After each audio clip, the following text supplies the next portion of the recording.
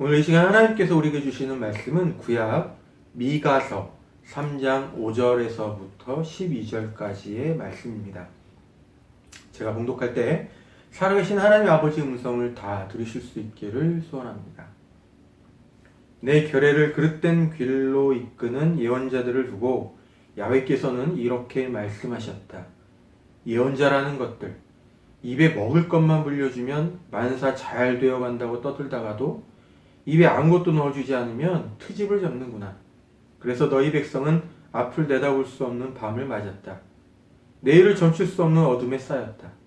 예언자들에게는 태양이 사라져 대낮인데도 눈앞이 캄캄해졌다. 앞날을 내려다본다던 것들이 창피를 당하고 내일을 점친다던 것들이 쥐구멍을 찾으리라. 하나님께서 대답하지 않으시는데 누가 입을 열겠느냐. 그러나 나에게는 거역하기만 하는 야곱의 죄성을 밝히고 못할 짓만 하는 이스라엘의 죄를 당당하게 규탄할 힘과 용기가 차있다. 야곱 가문의 어른들이라는 것들아, 이스라엘 가문의 지도자라는 것들아, 정의를 역겨워하고 고든 것을 구부러뜨리는 것들아, 이 말을 들어라.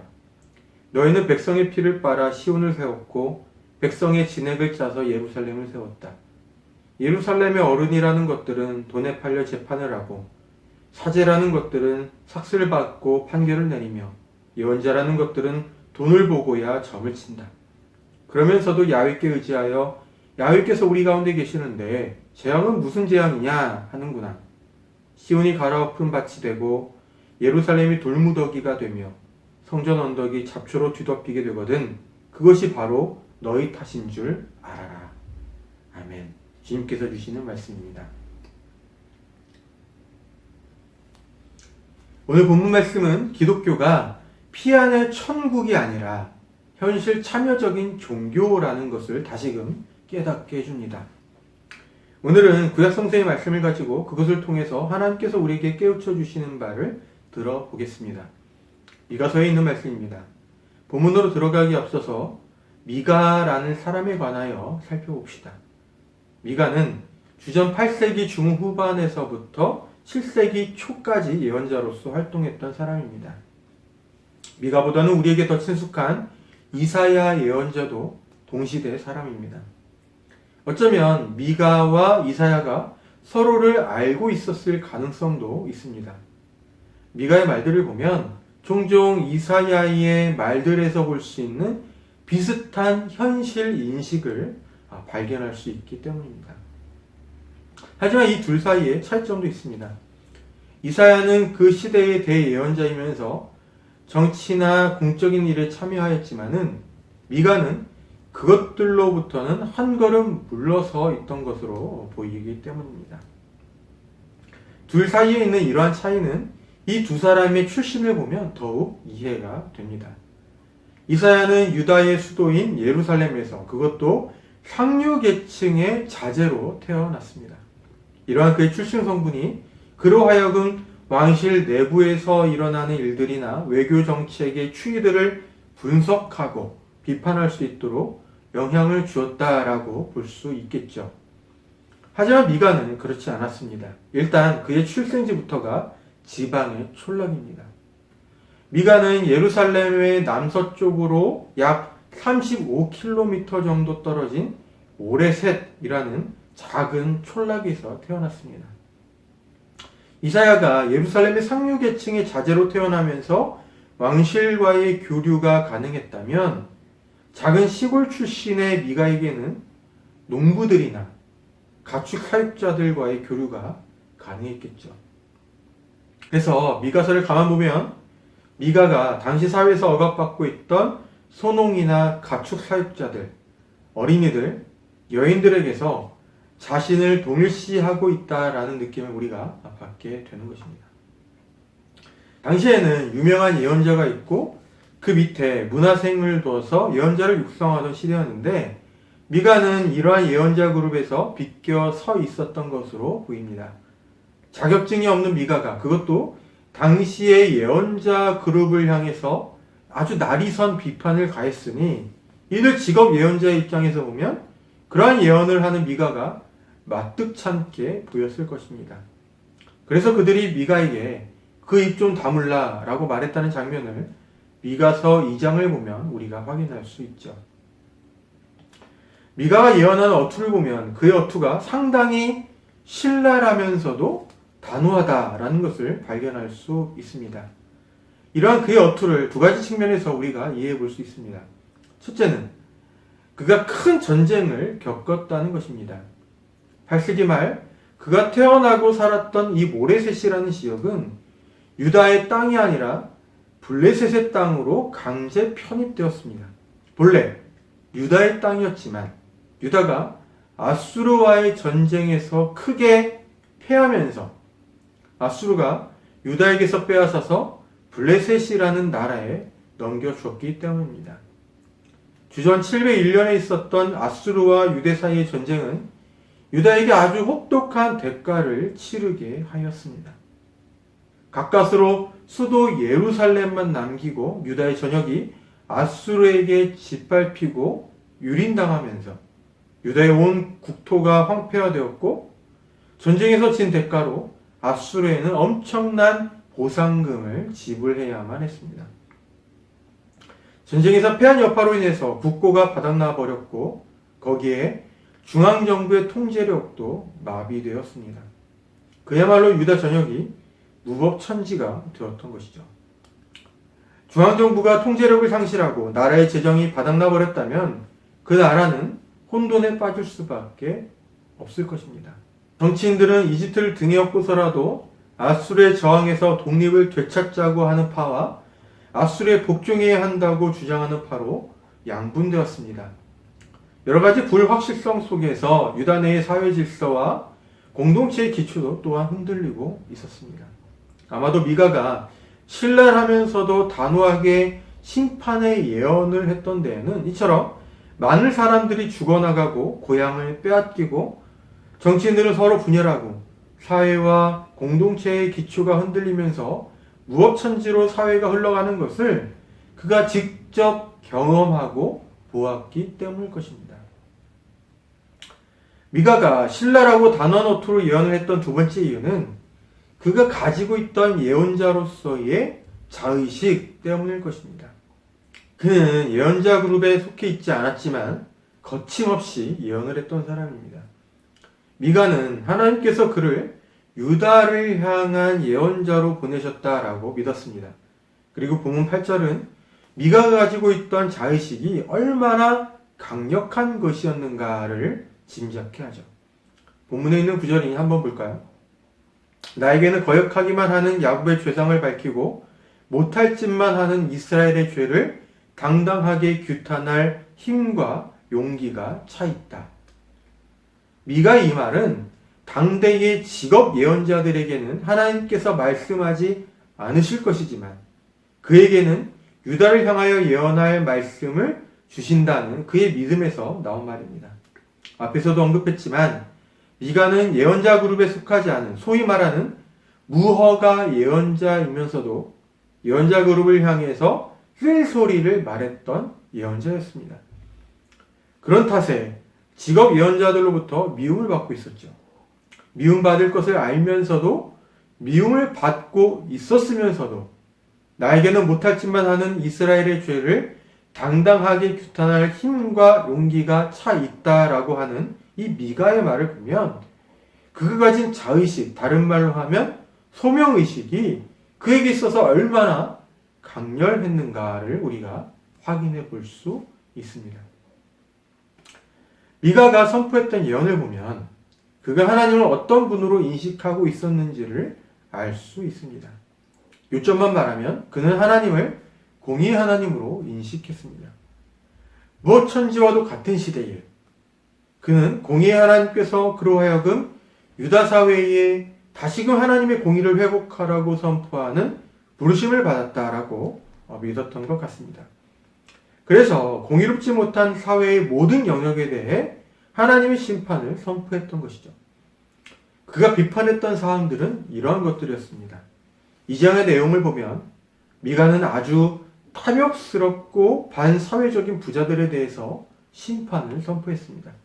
그들은 이미 충분히 부유한 지주들이었으면서도 영세한 농부들을 서슴없이 짓밟았습니다. 자기들의 부를 증대시키기 위해서 말이죠. 2장 1절에 보면 그렇게 못된 짓을 하는 부자들이 자신들의 부를 증대시키기 위해서 밤을 새며 계획한다고 비판하는 대목이 있습니다. 9절을 보면 미가는 그들이 부녀자들의 집을 빼앗고 어린아이에게 있는 폐물마저도 빼앗아 버렸다라고 비판하죠. 하지만 미가는 이처럼 탐욕스럽고 악한 부자들에게 대해서만 심판을 선포한 것이 아닙니다. 미가는 정치인들을 향해서도 거침없는 심판을 선포했습니다. 본문 10절에 보면 이렇게 비판하는 대목이 있어요. 너희는 백성의 피를 빨아 시온을 세웠고 백성의 진액을 짜서 예루살렘을 세웠다. 미가 이 말은 예루살렘의 정치인들이 많은 사람들의 희생이 있어야만 지을 수 있는 호화스러운 건축물들을 자신들을 위해 짓기 위해서 사람들을 억압하면서 건축했던 현실을 비판한 것입니다. 미가는 호화스러운 예루살렘의 건축물들을 보면서 정치인들이 그것을 짓는 과정에서 얼마나 많은 선량한 사람들을 억압했는지를 꿰뚫어 보았던 것이죠. 말하자면 그들의 사치를 위해서 동포들의 피와 땀을 희생시켰다라는 것입니다. 그래서 미가는 그런 정치인들을 식인종으로 본 것입니다. 3장 1절부터 3절을 봅니다. 이것은 내 말이다. 야곱 가문의 어른들은 들어라. 이스라엘 가문의 지도자들은 들어라. 무엇이 바른 일인지 알아야 할 너희가 도리어 선을 미워하고 악을 따르는구나. 내 결의에 가죽을 벗기고 뼈에서 살을 발라내며 내 결의에 살을 뜯는구나. 가죽을 벗기고 뼈를 봤으며 고기를 저미어 냄비에 끓이고 살점은 가마솥에 삶아 먹는구나. 부자들이나 정치인들이 악하게 행하고 있는데도 그들이 무사했던 것은 그것을 올바르게 심판해야 할 법관들이 부패했기 때문입니다. 미가는 법관들의 부패상을 본문 11절에서 이렇게 고발했습니다. 예루살렘의 어른이라는 것들은 돈에 팔려 재판을 하고 법과 진리에 복무해야 하는 법관들이 오히려 이기심에 눈이 멀어버리면 사회가 부패하고 약자들의 고통이 더욱 가중된다라는 것을 미가는 알고 있었습니다. 당시의 법관들은 돈에 길들여져 있었기 때문에 돈을 향한 그들의 욕구만 채워주면 누구든지 법의 판단을 피해갈 수 있었던 것이죠. 그래서 부패한 부자와 부패한 정치인들의 가렴주구가 끊어질 수 없었던 것입니다. 하지만 미가의 비판은 여기에서 그치지 않았습니다. 그는 종교 영역을 향해서도 가열하게 비판하였습니다. 본문 5절을 보시죠. 내 결례를 그릇된 길로 이끄는 예언자들을 두고 야훼께서는 이렇게 말씀하셨다.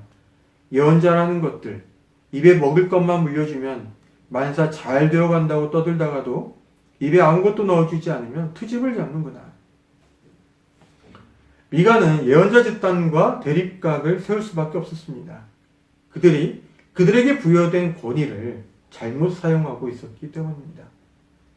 예언자들에게 부여된 권위는 사람들로 하여금 옳고 그름을 분별할 수 있게 하고 옳은 길로 행하도록 이끄는 데에 있습니다. 하지만 미가의 눈에 비친 예언자들은 그러한 권위를 그들의 이득을 위해서 이용했던 것이죠. 그래서 미가는 그들을 비판했습니다. 그들이 누군가에게서 돈이나 이득을 얻으면 그의 일이 앞으로 잘 풀리게 될 것이라고 말해주지만 뭔가 좋은 것을 주지 않으면 시비를 걸어온다고 말합니다. 뭔가 나에게 좋은 것을 주고 나를 잘 대해주는 사람에게는 듣기 좋은 말만 해주려고 하는 인간의 습성이 저들에게서 발견되는 것이죠. 입에 단 것을 넣어주면 평화를 말해주고 그렇지 않으면 싸움을 걸어오는 예언자들은 이미 탐욕의 노예가 된 것이라는 생각이 미가의 생각입니다. 이외에도 미가는 유다 사람들이 가나안의 신들을 숭배하는 풍토를 보면서 비판하기도 했습니다. 당시 유다 사람들이 그렇게 했던 데에는 이제 막 큰 전쟁을 치르면서 온 나라가 쑥대밭이 되고 무업천지가 되는 등의 예측 불허의 상황이 되면서 그 불확실성을 제거하고자 하나님이 아니라 다른 신들을 찾았던 배경이 있었습니다. 그래서 1장을 보면 미가가 그러한 이방신들의 우상들이 모조리 폐기될 것이라고 심판 예언을 했던 것이죠. 이처럼 미가는 당대에 부패한 모든 계층의 사람들을 망라해서 하나님의 심판을 예언하였습니다. 단호하고 아주 신랄하게 말입니다. 그러한 심판의 예언들 가운데 오늘 본문에는 예언자들과 법관들, 사제들을 향한 심판이 들어있는 것이죠. 미가가 이처럼 심판의 예언들을 거침없이 행한 것은 당대 사람들을 하나님께서 정말로 심판하기를 바라는 그 마음에서 전하는 것은 아니었습니다. 그는 그 시대에 부패한 모든 사람들이 미가의 심판 예언을 듣고 깨달아서 하나님께로 돌아오기를 기대했던 것입니다. 그의 이러한 기대는 그가 하나님을 향해서 그저 공의의 하나님으로만 인식한 것이 아니라는 것에 있습니다. 미가서 6장 8절에 요약되어 전해집니다. 이 사람아, 야훼께서 무엇을 좋아하시는지, 무엇을 원하시는지 들어서 알지 않느냐? 정의를 실천하는 일, 기꺼이 은덕에 보답하는 일, 조심스레 하나님과 함께 살아가는 일, 그 일밖에 무엇이 더 있겠느냐? 그 이름을 어려워하는 자에게 앞길이 열린다. 이 구절에서 기꺼이 은덕에 보답하는 일이라는 말은 한결같은 사랑을 즐겨 행하는 일이라는 뜻입니다. 그러니까 미가가 알고 있고 또한 믿고 있으며 고백한 이 구절에 따르면 하나님은 사람이 정의를 실천하면서 사는 일과 다른 사람들을 사랑하는 일을 즐거워하는 것, 그리고 하나님께서 들려주시는 리듬에 몸을 맡기며 사는 일, 이 세 가지를 하나님께서 좋아하시고 바라신다라는 것을 알게 됩니다. 잠깐 옆으로 벗어나는 것이긴 하지만 여기서 다른 사람들을 사랑하는 일이라는 것은 오늘 우리가 연인 사이에서 말하는 그런 류의 사랑에 한정된 것이 아닙니다. 하나님을 사랑할 때의 사랑이 그런 류의 것이 아닌 것처럼 말이죠. 하나님을 사랑한다는 것이 그분께서 우리에게 주신 모든 것을 생각해 볼 때에 느끼는 감사의 따뜻한 마음을 소중히 간직하는 것이 아니라 그분께 단호하고 확고한 헌신을 가리키는 것이듯, 다른 사람을 사랑하는 것은 그들이 필요로 하는 것들을 진지하게 살핌으로써 하나님께서 우리를 사랑하시는 것처럼 행하는 것을 말합니다. 다시 돌아옵시다. 미가는 그의 심판 예언을 통해서 심판을 듣는 사람들이 하나님께서 좋아하시고 기대하시는 바를 깨달아서 돌아오기를 기대했습니다. 그래서 심판 예언을 했던 것이죠. 정말로 그들이 심판받기를 바라고 있었다면 그들이 심판을 받게 되리라는 사실조차도 미리 말해주지는 않았을 것입니다. 혹여나 그 예언을 귀담아 듣고 회개함으로써 심판을 면하게 될 수도 있을 테니까요. 오늘 우리는 미가의 심판 예언을 통해서 기독교가 얼마나 이 현실의 뿌리를 받고 있는 종교인지를 다시금 확인하게 됩니다. 하나님은 미가가 살던 시대의 사람들의 삶에 관심을 가지고 계셨습니다. 압수르에게 멸망 직전까지 갔던 유다에서 사회적 불의와 부패로 인해 고통을 당하는 사람들의 호소를 들으셨던 것이고, 그들에게 악을 행하는 사람들의 악취를 맡으셨으며 그들이 돌이켜 회개하여 유다가 회복하기를 기대하셨습니다. 그래서 하나님은 미가를 통해서 심판 예언을 하도록 하나님의 감동을 그에게 주셨던 것이죠. 하나님은 미가의 입술을 통해서 당시 부패한 사람들의 부정과 악한 행위를 신랄하고 단호하게 꾸짖으셨습니다. 그것들은 경제적인 착취와 억압, 돈에 눈이 먼 법관과 종교인들을 향한 아주 구체적인 내용들이었습니다. 기독교가 어떻게 사회를 변혁시킬 수 있는가를 묻는다면 그 과정의 자세한 사항에 대해서는 잘 모른다라고 대답하겠습니다. 하지만 그 출발점에 대해서는 말씀드릴 수 있습니다. 하나님께서 무엇을 좋아하시는지를 명확히 아는 사람이 사회 현실을 명확하게 보고 판단하여 마땅히 외쳐야 할 하나님의 말씀을 굳건하게 외치는 것에서 출발한다라고 말이죠. 미가처럼 말입니다.